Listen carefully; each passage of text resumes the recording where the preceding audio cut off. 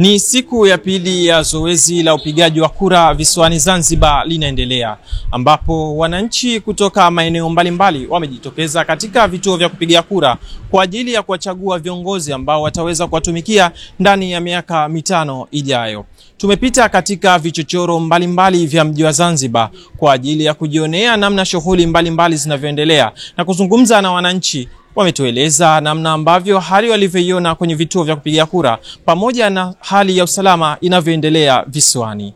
Mimi ni Abdillahi Abdallah, lakini nyuma ya kamera ni Madina Omar. Mimi jina langu naitwa Bakari Ali Mwadini. Na tayari nimeshapiga kura yangu. Kweli kama saa 3:30 kituo changu kilikuwa ni kituo cha Bwawani na nimepiga kura yangu. Kwa kweli hakukuwa na kurupushani zozote zile kwa muda niliokuwepo mimi. Kwa nimepiga kura yangu kwa salama usalimini.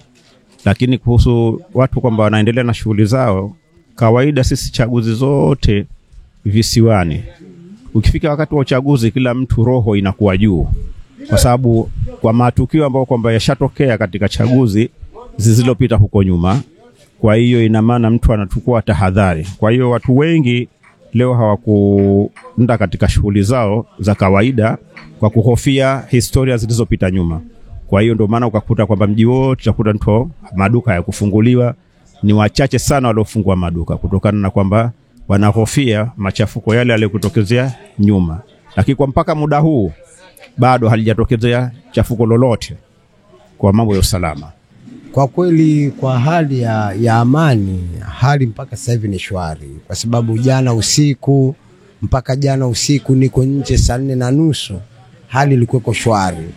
Kusema kweli hali ya Stone Town ni nzuri, hali ni shwari, palikuwa hakuna rabsha yoyote, tofauti na kipindi cha nyuma ambacho ilikuwa ikifika kipindi kama hichi, kipindi kama hichi ilikuwa ni mvurugikano. Lakini sasa hivi tunafika kipindi kama hichi, amani ipo ya kutosha, hakuna magomvi, hakuna vurugu.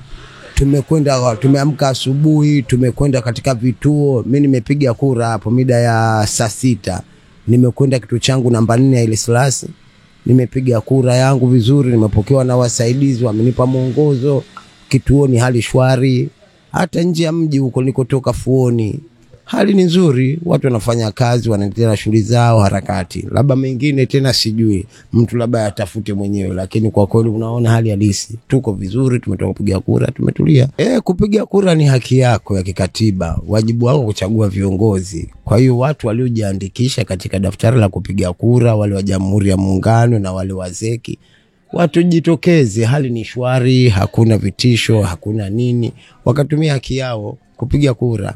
Hilo ndio la msingi, na wananchi waendelee kudumisha amani, kwa sababu bila amani hakuna chochote kitakachofanyika. Shughuli ndo zipo kama hivyo za siku zote, isipokuwa ndo baadhi ya maduka yamefunga, kwa sababu mtu hawezi akajipa 100% kama mimi nitafungua leo kwa salama ama vipi. Ndio maana baadhi yamefunguliwa, baadhi wamefunga kutokana na ogopa.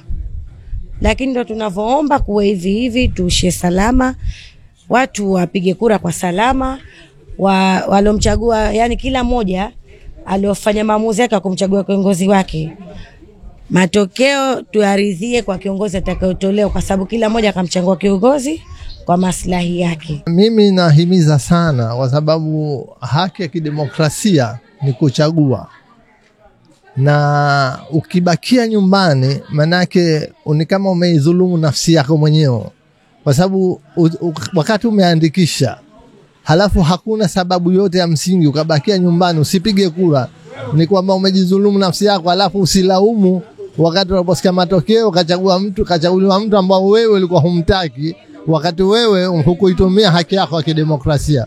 Kwa hivyo nahimiza wale waliokuwa hawajapiga kura wajitokeze kwa wingi, uende wakatumia haki yao hii ya kidemokrasia, kwa sababu haki hii haitokezei mpaka tena baada ya miaka 5. Mimi mwenyewe binafsi, mbali ya kwamba ni mpiga kura, mimi mwenyewe nishakuwa mpaka kazi ya wakala, nishawahi kuwa wakala. Kwa hivyo jambo ambalo safari hii lililokuwa kidogo, ambao huko nyuma ndio kama nilisema vile vitisho vya nguvu za jeshi, polisi katika mitaa kama humu ilikuwa tafrani moja kwa moja, sasa hivi haipo hilo. ambao miaka nyuma ilikuwa kabla uchaguzi, ilikuwa unasikia leo watu wamepigwa, wamevunjwa majumba, wamefanywa hivi, wanapata unyanyasaji. Safari hii ni swala hilo alhamdulillah halipo. Hali ya utulivu, hali ya amani mpaka sasa hivi inaonekana kuwa imetawala. Utofauti upo kwa sababu mara hii usalama mkubwa upo. Hajasikia mtu kufinywa wala kunyakuliwa wala kuwa hakupiga kura. Watu wampiga vizuri, watu wanafanya shughuli zao, biashara zao, kazi zao, wanakwenda wanarudi, kuko vizuri. Walotimiza haki zao za kimsingi kwanza napongera kwa sababu wamejitambua. Lakini walikuwa hawajatoka kwenye majumba, basi nawapa nasaha watoke kwa sababu ile ni haki yao ya msingi. Kwa hiyo wende, usalama upo na hakuna tatizo lolote na unapiga kura vizuri, wala hakuna foleni kubwa ya kutisha watu. Watu wanakwenda vizuri tu.